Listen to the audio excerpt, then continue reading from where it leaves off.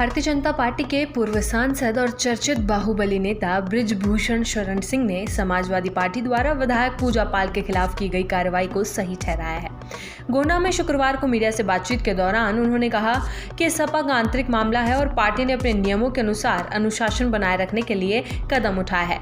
बृजभूषण शरण सिंह ने कहा, अगर कोई व्यक्ति किसी पार्टी में रहते हुए दूसरी पार्टी या सरकार की खुलकर तारीफ करता है तो वो पार्टी की नीति के खिलाफ है। पूजा पाल ने जो किया वो उनकी आत्मा की आवाज थी। उन्होंने अपनी पीड़ा जाहिर की और जब सरकार ने उस पर कार्रवाई की तो उन्होंने सरकार की तारीफ की, लेकिन सपा में रहकर भाजपा की तारीफ करना उस पार्टी की राजनीति के विरुद्ध है। बृजभूषण का कहना था कि अब जब सपा ने उन पर कार्रवाई कर दी है तो पूजा पाल पूरी तरह स्वतंत्र है और वो चाहें तो किसी भी पार्टी में जा सकती हैं। उन्होंने ये भी जोड़ा कि अगर आज सपा ये कार्रवाई नहीं करती तो कल कोई और भी ऐसा करता। ये पार्टी में अनुशासन बनाए रखने का मामला है और इसमें कुछ भी गलत नहीं है। हाल ही में बीजेपी के 40 क्षत्रिय विधायकों द्वारा बनाए गए कुटुंब परिवार को लेकर सियासी गलियारों में कई तरह की चर्चाएं हो रही हैं। इसे प्रदेश में जातीय राजनीति से जोड़कर देखा जा रहा है। इस मुद्दे पर बृजभूषण ने स्पष्ट किया कि इसे राजनीतिक नजरिए से नहीं देखा जाना चाहिए। उन्होंने कहा कि यह सिर्फ लोगों के मिलने मिलाने का तरीका है, इसे किसी राजनीतिक बदलाव को जोड़ना सही नहीं होगा। अच्छा होता अगर इसमें और भी समाजों के लोग शामिल होते। मेरी बात अगर उन तक पहुंचेगी तो अगली बार सभी को बुलाया जाएगा। बृजभूषण ने यह भी जानकारी दी कि वो 1 से 8 जनवरी तक कथा का आयोजन करवा रहे हैं जिसमें हर समाज के लोग आमंत्रित होंगे। उन्होंने कहा, मैं हमेशा कहता हूं कि राम को मानते हो तो राम जिनको साथ लेकर चले उन्हें भी साथ लो। आखिर हम देश को कितने टुकड़ों में बांटेंगे। मीडिया से बातचीत के दौरान बृजभूषण शरण सिंह ने कांग्रेस और राहुल गांधी पर भी जमकर हमला बोला। उन्होंने कहा कि कांग्रेस पार्टी को अब कोई गंभीरता से नहीं लेता। उन्होंने आरोप लगाया कि कांग्रेस खुद अपनी कब्र खोद रही है और उसकी हरकतें देश हित के खिलाफ है। उन्होंने कहा, भाजपा का विरोध करते करते कांग्रेस देश का विरोध करने लगती है।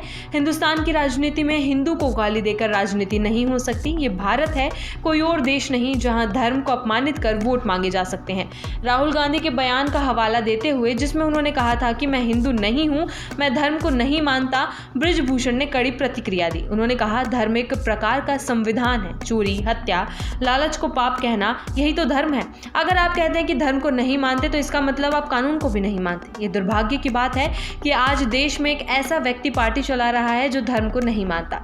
बृजभूषण ने राहुल गांधी से यह भी सवाल किया कि आप किस धर्म को मानते हैं, हिंदू, मुस्लिम, ईसाई या बौद्ध। ये कह देना कि आप धर्म को नहीं मानते देश के लिए दुर्भाग्यपूर्ण है। सुप्रीम कोर्ट के एक हालिया फैसले पर राहुल गांधी की आलोचना पर भी बृजभूषण शरण सिंह ने प्रतिक्रिया दी। उन्होंने कहा, मैं पहले से कहता आया हूं कि मुझे राहुल गांधी की बुद्धि और विवेक पर तरस आता है। जब फैसला उनके पक्ष में आता है तो उनकी तारीफ करते हैं, लेकिन जब विरोध में आता है तो न्यायपालिका पर सवाल उठाते हैं। ये देश के लिए दुर्भाग्य की बात है।